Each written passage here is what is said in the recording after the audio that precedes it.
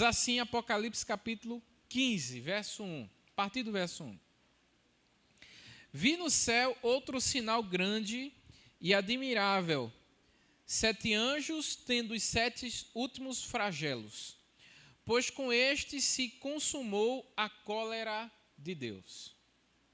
Vi como que um mar de vidro mesclado de fogo, e os vencedores da besta, da sua imagem e do número do seu nome, que se achavam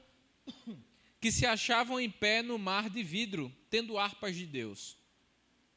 E entoavam o cântico de Moisés, servo de Deus, e o cântico do Cordeiro, dizendo: Grandes e admiráveis são as tuas obras, Senhor Deus Todo-Poderoso.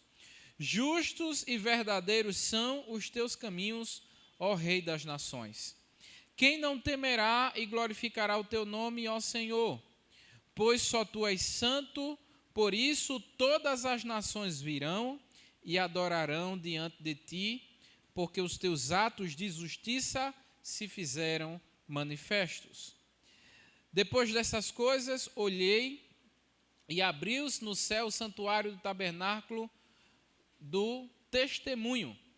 E os 7 anjos que tinham os 7 flagelos saíram do santuário, vestidos de linho puro e resplandecente, e cingidos ao peito com cintas de ouro. Então um dos 4 seres viventes deu aos 7 anjos 7 taças de ouro, cheias da cólera de Deus, que vive pelos séculos dos séculos. O santuário se encheu de fumaça procedente da glória de Deus e do seu poder, e ninguém podia penetrar no santuário enquanto não se cumprissem os 7 flagelos dos 7 anjos. Amém? Até o verso 8.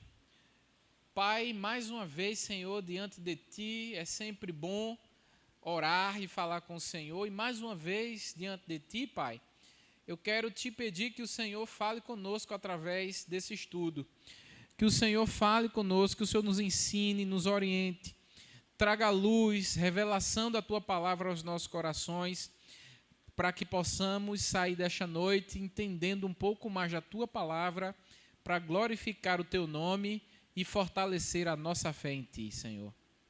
Muito obrigado. Traz os Teus filhos em paz, que ainda estão a caminho, para que juntos conosco possamos aprender de Ti.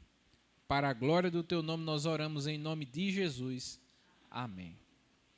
Meus irmãos, o livro de Apocalipse, eu falei isso desde o início, né, dos estudos que nós tivemos aqui.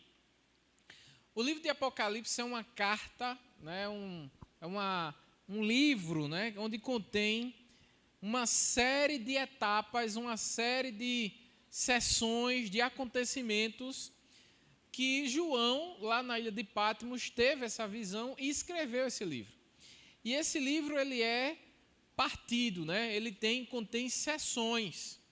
Ele não é um livro contínuo, onde você começa a ler e ele segue uma linha de raciocínio linear, né? E termina. Não é assim. Ele começa uma linha de raciocínio, aí ele dá uma pausa, começa outra sessão, ele fala de outra coisa, e aí depois ele dá uma pausa, volta a falar daquilo que ele já tinha começado lá atrás, e aí ele traz uma série de sessões paralelas. Os irmãos vão lembrar que no começo, na primeira sessão, é aquela sessão onde ele vai falar das cartas às igrejas, não é isso? Capítulo 2 de Apocalipse, ele vai falar as 7 igrejas espalhadas na Ásia, né? E aí ele diz, assim diz aquele que te conhece, aquele que é o primeiro, que também é o último, que foi o alfa, o ômega, princípio, fim. Conheço as tuas obras e sei quem vocês são, porque vocês são meus e eu passeio no meio da igreja, né? Jesus falando às igrejas da Ásia. Depois, nós vamos ver a sessão ali da visão do trono de Deus, né? João vai ver o trono de Deus, o céu aberto, e ele começa a ver algumas figuras ali, os seres viventes, vai ver o cordeiro, vai ver, a partir do capítulo 4, um mar de vidro, né? E aí a gente vai falar do mar de vidro aqui novamente no capítulo 15. Depois ele continua a falar em outra sessão agora, a abertura dos selos, né? Ele vai dizer que tem 24 anciãos, e aquele que está no trono, na sua mão, tem um pergaminho, esse pergaminho selado, né, com 7 selos, e ele estava triste porque não tinha ninguém que era digno de desatar aqueles selos. E aí aquele Jesus, aquele cordeiro se levanta, né, toma aquele livro, aquele pergaminho e diz que ele é digno, né, de desatar porque morreu, reviveu, está à direita de Deus e ele é digno de desatar os 7 selos. E aí ele começa a desatar e à medida que ele vai desatando os selos, ele vai falando de acontecimentos que vão acontecendo ali na história desde do início do Novo Testamento até a vinda do Senhor Jesus. Depois, ele vai falar dos castiçais, né? Dos castiçais. Então, veja que são inúmeras situações. E agora vai iniciar uma outra sessão, que é a sessão chamada de 7 flagelos ou dos cálices da ira de Deus. Até alguns momentos atrás, a gente vai ver em Apocalipse que tudo o que estava acontecendo, o surgimento da besta, o surgimento do anticristo, o surgimento da falsa testemunha, não é? Aqueles que não aceitaram Jesus, mas flertaram com a besta, que aceitaram receber a marca da besta, esses são aqueles que perseguem a igreja. Esses são aqueles que vão maltratar a igreja do Senhor. Esses também são aqueles que a gente vai ver que o surgimento de um dragão, né? E o dragão ele vai devorar o filho da mulher, né? A igreja do Senhor representada ali como a mulher com dores de parto, né? E Jesus, que é o filho prometido, quando ele nasce, o dragão vai lá tentar destruir o filho, mas não consegue, né? E aí, até essa parte aí, tudo que a gente viu, a igreja do Senhor estava sofrendo. A igreja do Senhor estava sendo perseguida, maltratada, injuriada, né? E aí a gente vai ver que em algumas partes os mártires da igreja, né, aqueles irmãos que morreram estão ali aos pés do Cordeiro, ele chega e diz assim: até quando, Senhor? Até quando o Senhor vai ficar aí apenas olhando a igreja sofrendo, os irmãos morrendo, a igreja sendo perseguida, e até quando o Senhor vai permitir que essas atrocidades aconteçam? Segunda-feira, no culto aqui do irmão Cícero, de gratidão do culto do irmão Cícero, aqui no terraço da igreja, nós pregamos sobre o profeta Abacuque, né? E aí Abacuque também faz essa mesma pergunta para Deus, né? Até quando, Senhor, os ímpios irão prosperar e o povo de Deus vai sofrer na mão de pessoas cruéis? Então, essa é a pergunta que muitos fazem até hoje, né? Por que, Senhor, tantas coisas ruins acontecem às pessoas boas? Por que o povo de Deus sofre tanto? Por que o povo de Deus chora tanto? Por que é tão perseguido, né? E aí essa pergunta. Só que a partir de agora, no capítulo 15, a gente vai ver que Deus agora ele vai se posicionar. Ele vai dizer o seguinte: olha, acabou. Foi até aqui. Todo esse massacre, todas essas coisas ruins, toda essa perseguição, todo esse povo ímpio que não aceitou o Cordeiro e que está longe de mim, agora sofrerá as consequências. E a Bíblia vai dizer de que se queixa o homem se queixa de quê? Dos seus próprios pecados e delitos, né? Então, o homem paga as consequências das suas próprias ações. Deus, ele não castiga ninguém, Deus não tenta ninguém, Deus apenas permite que o homem colha aquilo que ele plantou, né? Então, a partir agora do capítulo 15, agora a gente vai ver uma intervenção de Deus. E que intervenção é essa? Pelos 7 flagelos. No versículo 1, meus irmãos, ele vai dizer o seguinte: vi no céu outro sinal. João agora com uma outra visão, não é, dizendo que era um sinal admirável. Era 7 anjos tendo 7 últimos flagelos. 7 representa o quê? Perfeição, né? 6 representa o quê? 6, imperfeição, né? Qual é o número de Deus? E qual é o número do homem? E o da besta? 6, 6, 6. Imperfeito, imperfeito, imperfeito, né? Então, quando a gente vê no Apocalipse, sempre que fala de 7, é a ideia de plenitude, de perfeição. Então, ele vai dizer 7 anjos com 7 flagelos. Pois com estes se consumiu a cólera de Deus, né? Ou, como está aqui na versão do projetor, a ira de Deus. Cólera é ira.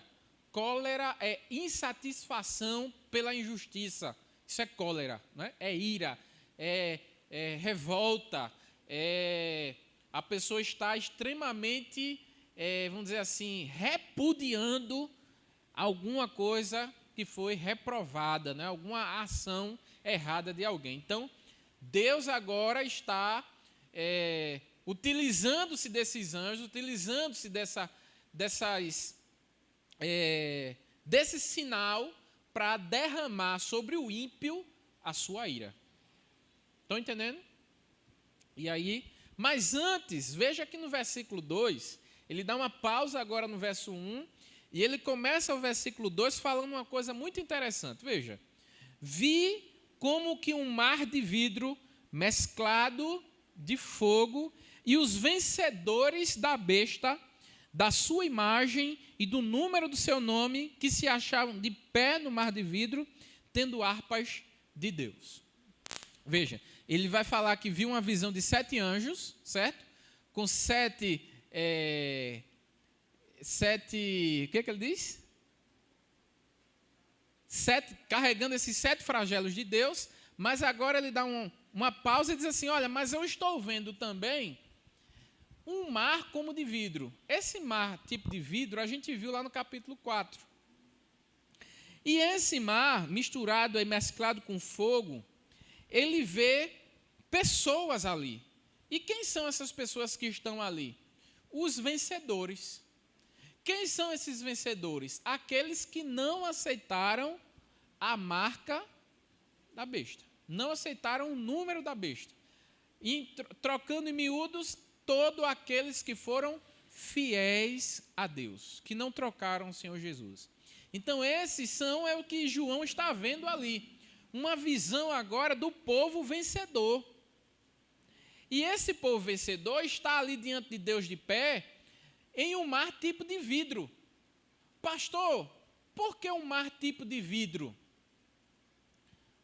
Veja, diante de Deus, diante da presença do Senhor, não há nada encoberto. É tudo transparente. É tudo translúcido. Deus, ele nos conhece por dentro, por fora. Então, não tem como a gente estar diante de Deus escondendo nada, porque Deus vê tudo. Então, diante dele está um mar de vidro transparente. Mas não é simplesmente um mar de vidro transparente. Só vai estar aqueles que foram provados. E provados aonde? No fogo. Não é isso que ele está dizendo? Vi como um mar de vidro misturado com... aquelas pessoas que foram fiéis, que passaram pela tribulação, mas venceram. Você sabia que o ouro é refinado aonde? No fogo. Então, o ouro, para ele ficar totalmente puro, sem pureza, ele é colocado no fogo. Ele é provado no fogo. Então, lá diante de Deus, só estará aqueles que foram fiéis, que não aceitaram trocar Jesus por nada e que foram provados no fogo. A Bíblia vai dizer que bem-aventurado você que é provado, porque depois que você for provado e será aprovado, receberá uma coroa da vitória. Quem vai receber a coroa da vitória aqui? Amém. Né? E aí ele continua, tendo harpas de Deus. Sabe o que quer dizer? Que lá no céu a gente vai louvar. Lá no céu a gente vai adorar, nos cantar. Pastor, mas eu não sei tocar harpa. Veja, a ideia aqui não é a literalidade da harpa, todo mundo vai estar tocando harpa lá. Mas a ideia é que nós estaremos diante do Senhor, glorificando o nome dEle. E ele continua no verso agora 3. E entoavam o cântico de Moisés.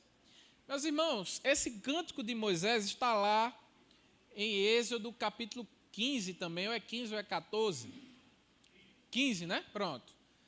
Obrigado, nosso irmão Damião. Êxodo capítulo 15, você vai ver que Moisés ele faz uma música, ele faz um cântico para adorar a Deus e agradecer pela vitória contra os egípcios ali no Mar Vermelho. Quando Deus abre o mar, eles passam a pés enxutos, o faraó e os carros, né? E os seus soldados entram também, mas lá na frente, quando o povo passa em segurança, Deus faz o quê? Fecha o mar e a água ali engole os cavalos, cavaleiros, e Moisés canta. E enquanto ele canta, a irmã dele, quem é a irmã dele? Miriam, que não é a nossa Miriam, né? Miriam ali, a irmã de Moisés, canta, não, dança, né? Na presença do Senhor, porque foram vitoriosos. Então, Moisés ali, ele canta. Vamos ler Êxodo capítulo 15. Veja que cântico interessante.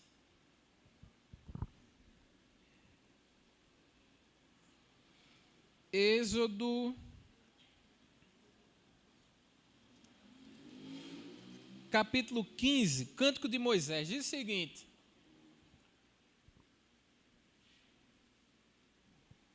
então entoou Moisés e os filhos de Israel este cântico ao Senhor, dizendo: cantarei ao Senhor, porque triunfou gloriosamente. Lançou no mar o cavalo e o seu cavaleiro. O Senhor é a minha força e o meu cântico.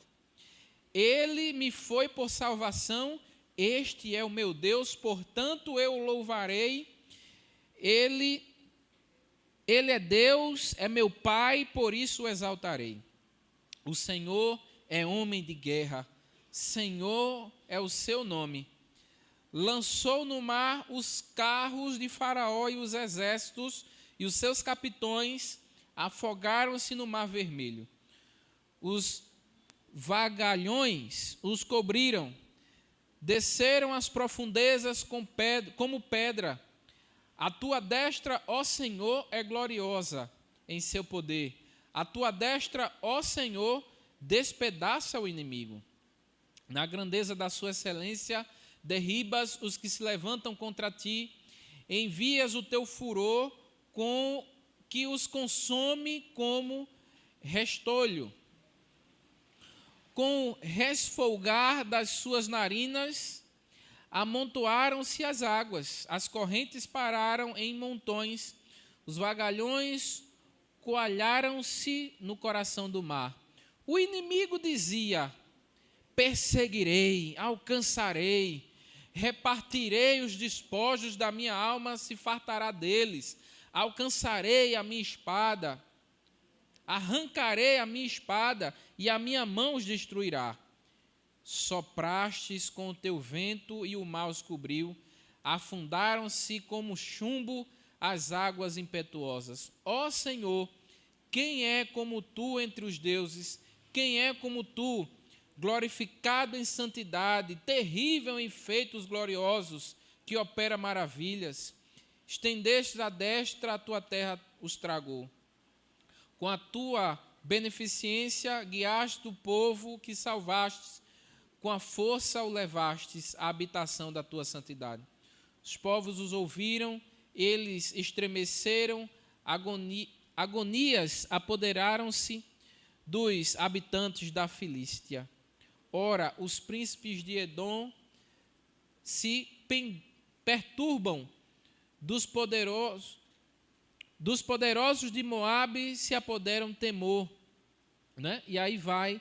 Aí no verso 18 ele diz o seguinte: o Senhor reinará para todo sempre. Então, esse cântico, né?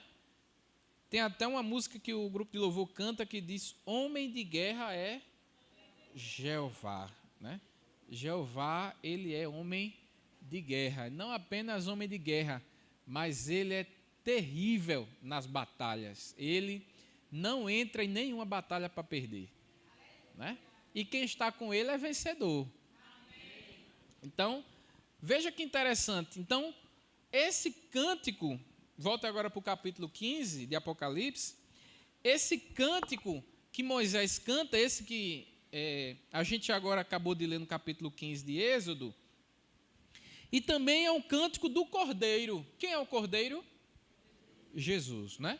E aí, verso 3, ele continua dizendo que é a mesma música que o grupo de louvor cantou agora há pouco. Diz o seguinte: grandes e admiráveis são as tuas obras, Senhor Deus Todo-Poderoso, justo e verdadeiros são os teus caminhos. Quem não temerá e glorificará o teu nome ao Senhor? Isso é uma pergunta, né? Veja que é uma pergunta. Quem não te glorificará e que não temerá o teu nome ao Senhor? Veja, alguns capítulos atrás, a gente viu que os homens, né, mesmo sofrendo, mesmo sentindo dor, com úlceras, né, passando situações extremamente difíceis, mesmo com aquela dor de torcer a língua, eles torciam, mordiam as suas próprias línguas de dor, mesmo assim, eles olhavam para o céu e blasfemavam contra Deus. Então, veja que contrassenso, né? Esse texto agora, ele está dizendo o seguinte: olha, quem não temerá e não glorificará o teu nome ao Senhor, pois tu és santo. Veja, agora Deus está se posicionando para dizer para aqueles que não aceitaram, que blasfemaram contra Ele, que mesmo eles não temendo, né, Ele está aqui agora mostrando que Ele é todo-poderoso, que Ele é santo e que todos os caminhos dele é justo, né? O caminho do Senhor, Ele é justo.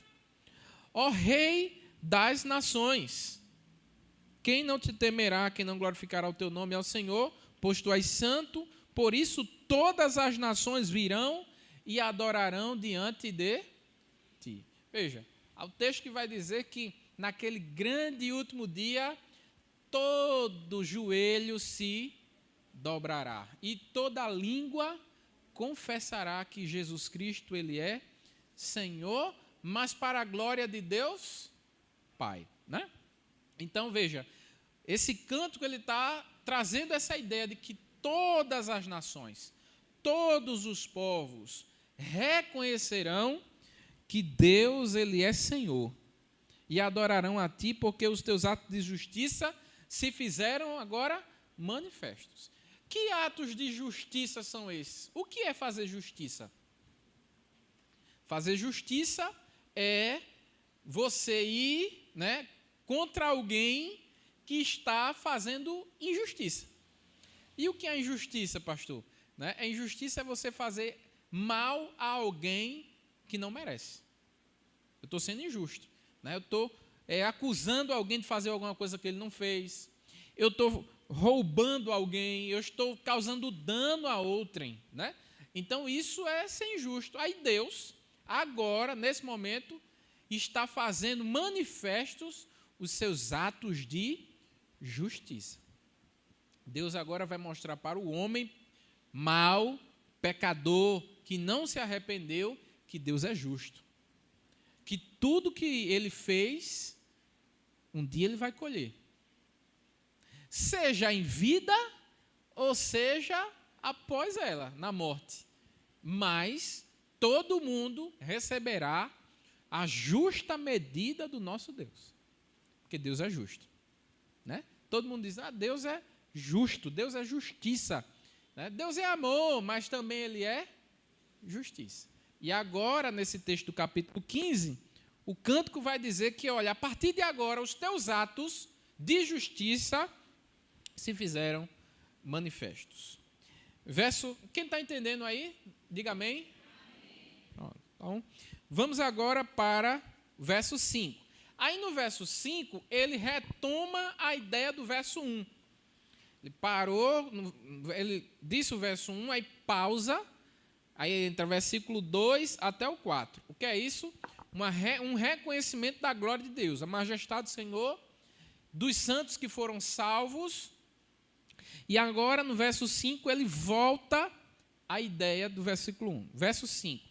Depois dessas coisas, olhei e abriu-se no céu o santuário do tabernáculo do testemunho. Santuário do tabernáculo do testemunho, os irmãos vão lembrar que no Antigo Testamento, enquanto o povo estava ali como nômades no deserto, né, como pessoas que não tinham chegado à terra prometida ainda, porque Deus estavam fazendo eles andar em círculos, né? E aí, naquele período ali, Deus manda que Moisés faça um tabernáculo do testemunho. Esse tabernáculo, lá dentro, ficava o quê?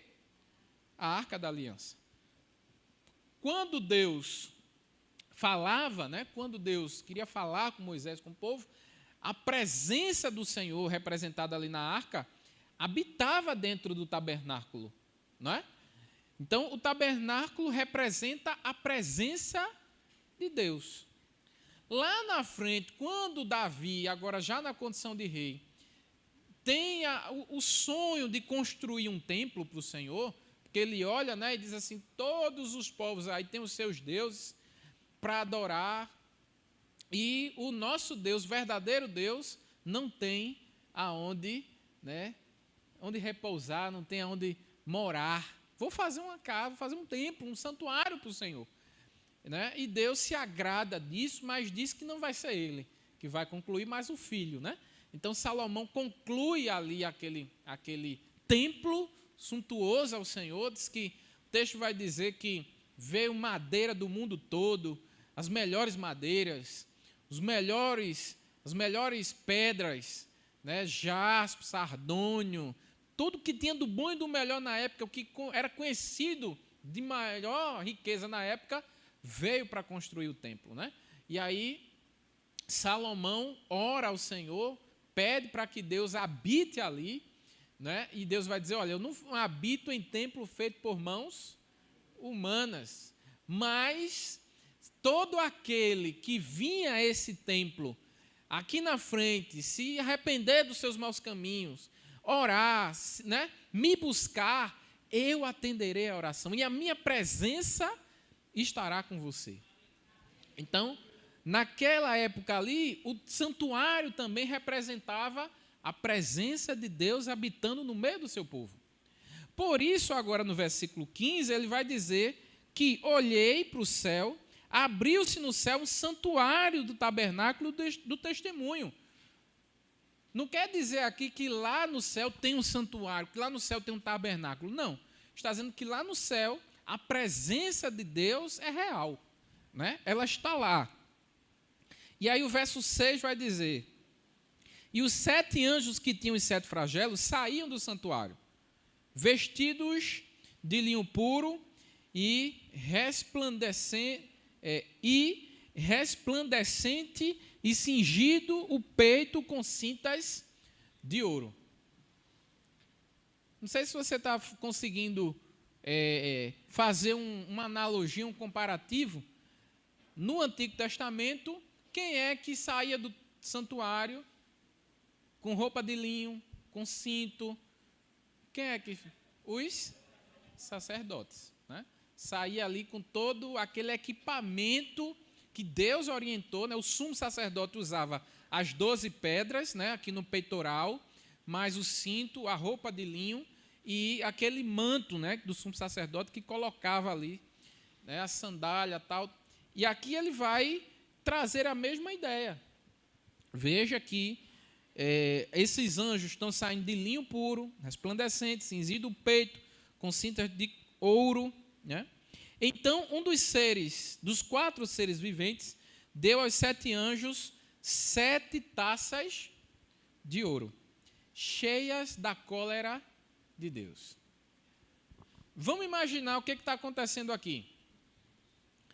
Imagina que os anjos estão ali, né? Aí vem um dos 4 seres viventes e entrega na mão de cada um cálices, e esses cálices são de quê?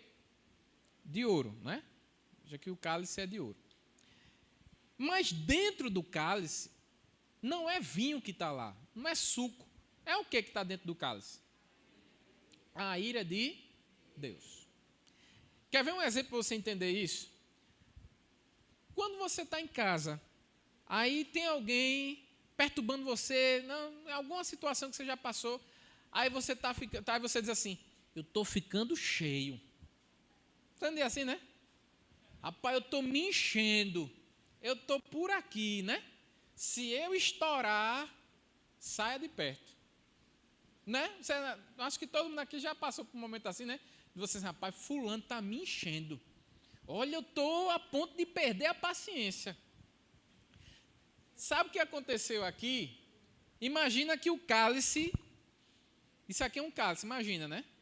Aí o povo, o mundo, pecou tanto, tem pecado, tem blasfemado contra Deus, que cada vez mais o cálice da paciência de Deus está se enchendo. Aí está enchendo. Aí agora esse cálice, ele encheu. Quando esse cálice encheu, aí deu como se Deus entregasse na mão do anjo e disse, ó, vai lá, resolve, porque não dá mais. Transbordou. Agora eles vão colher as consequências. Eu dei muita oportunidade. Eu dei muita chance. Mandei meu filho, mandei os profetas, mandei os servos de Deus, mandei a igreja. A graça do meu filho estava lá o tempo todinho, dizendo, olha, você precisa se arrepender. Todo mundo falou, olha, Jesus está voltando. E mesmo assim ele dizia não, e muito pelo contrário, cada vez mais se afastava da minha presença. Agora, encheu, transbordou. Agora ele vai colher o cálice da minha ira. Volta aí, por favor. Olha, tem uma imagem aí. Bota aí, Vinícius. Vinícius hoje está bem... Não sei se dá para ver aí, tá? Paga aí, Fábio, por favor. É uma representação, lógico, né? Aqui, no meu lado direito, está os 7 anjos, né? E aqui está o ser vivente, né? Com cabeça de leão aí, com asa e tal. E ele entrega 7 cálices, né? É como se fosse uma bandeja, 7 bandejas aí na mão de cada um. E esse cálice está cheio de quê? Da ira de Deus. Verso 8. O santuário se encheu de fumaça. Quem sabe o que representa a fumaça? Se tem fumaça, tem fogo, né? Mas não é isso. Quando a palavra hebraica Shekinah, o que é Shekinah? Quem sabe? Shekinah é glória, né? A Shekinah de Deus, a glória de Deus, encheu todo o santuário.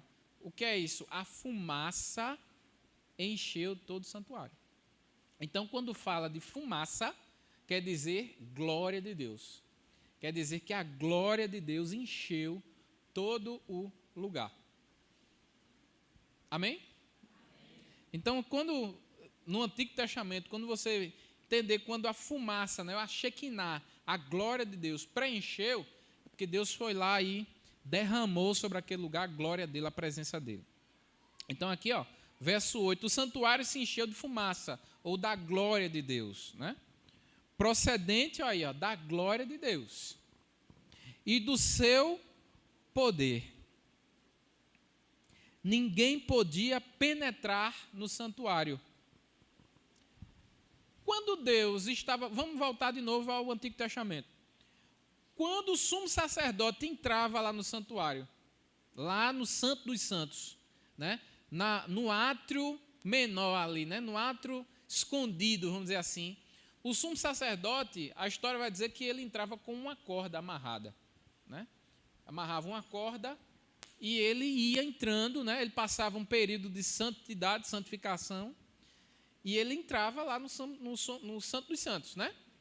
Então era como se Manassés fosse lá o sumo sacerdote, ele está entrando lá no Santo dos Santos, e eu estou aqui dando corda, né?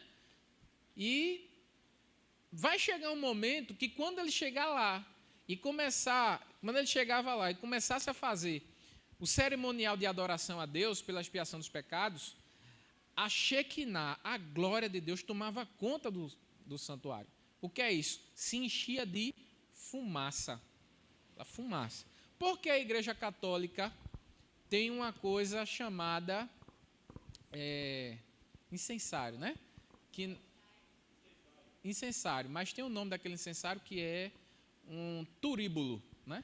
Então, ele vai lá com aquele turíbulo, que é o incensário, jogando fumaça, que é a representação de que a glória de Deus está chegando ali naquele lugar onde ele está com o incensário. Então, é uma representação também lá do Antigo Testamento. Então, o que acontecia? O sumo sacerdote estava lá, chegando com a corda aqui pendurada, amarrada. Se a glória de Deus, se a fumaça chegasse e ele estivesse em pecado, o que acontecia? Ele morria, né? Na hora que ele sumo sacerdote, ele morreria ali dentro. Então, para que serve a corda? Para puxar o defunto, né? O caba morreu, vamos puxar ele, né? Então, isso aqui é a mesma representação do Antigo Testamento, dizendo que, o santuário se encheu de fumaça. Olha aí, se encheu de fumaça. Procedente da glória de Deus, seu poder. Ninguém poderia penetrar no santuário. Quando o sumo sacerdote... Quem era a única pessoa que podia entrar lá? Só o sumo sacerdote. Se alguém entrasse, cairia morto na hora, né? Ou bastava trazer um fogo estranho, né? Um incenso estranho, né? Que não fosse lá do santuário. Então, os filhos de Arão, né? Morreram porque ofertou aí um fogo estranho, né? Um incenso estranho ao Senhor. Então, ele continua dizendo, ninguém poderia penetrar no santuário, enquanto não se cumprisse o quê? Os 7 flagelos dos 7 anjos. Então, a ideia aqui, para encerrar, a gente concluir, senão a gente vai entrar no capítulo 16, é que, o que está acontecendo aqui? Está acontecendo um fato extraordinário, certo? Deus agora está tudo preparado, tudo está pronto. A presença dele já está no local, né? A glória dele, o poder dele já está. Agora, ele está mandando os anjos, né, para trazer as consequências do pecado. É como se a gente fizesse uma analogia bem assim, bem próxima, né, do Antigo Testamento, que o sumo sacerdote entrava lá para pedir perdão pelos pecados, né, do povo. Mas agora não se tem mais. Nessa ideia aqui, não se vai ter mais o perdão. Agora é a ira. O período da graça passou. O período do perdão e do arrependimento passou. Agora é o período da graça. É o período onde as pessoas verão Deus em sua ira. Teve um homem na Bíblia que, um rei, né? Acho que foi, não me lembro o nome dele. Os irmãos lembrar, podem me dizer que Deus perguntou a ele, você quer o quê? Cair na minha mão ou cair na mão dos homens? Davi, né? E aí, Davi, a mão de Deus, Deus é misericordioso. Eu vou pedir para cair na mão de Deus, porque os homens não têm perdão, não. Os homens são sanguinários. Senhor, que eu vá para cair na tua mão, né? Aí Deus disse, a consequência agora é que a espada nunca mais se apartará da tua casa. Então veja, Nós conhecemos, aqui que estamos, um Deus misericordioso. Nós conhecemos um Deus bondoso. Mas também existe um Deus que ele é justo e implacável na sua justiça. Ele é implacável na sua justiça, né? Então, quem bem conhecesse esse Deus, temeria ele a tal ponto de dizer assim: eu nunca quero sair da presença dele, porque eu não conseguiria suportar a mão do Senhor sobre a minha cabeça. Ninguém aqui, e eu me coloco no meio, conseguiríamos suportar um dedinho da mão do Senhor sobre nós. E é esse dedinho que a gente vai ver na semana que vem, que são, quais são esses 7 flagelos, quais são esses 7, essa ira de Deus que acomete na humanidade. Só dando um spoiler, nos últimos estudos a gente viu que Deus mandava ali até o inimigo, né? Deus permitia que até o inimigo fosse atingir a humanidade e dizia: ó, não mata não, todo mundo não. Olha, só fere o mar, fere as águas, mata aí uma parte, né?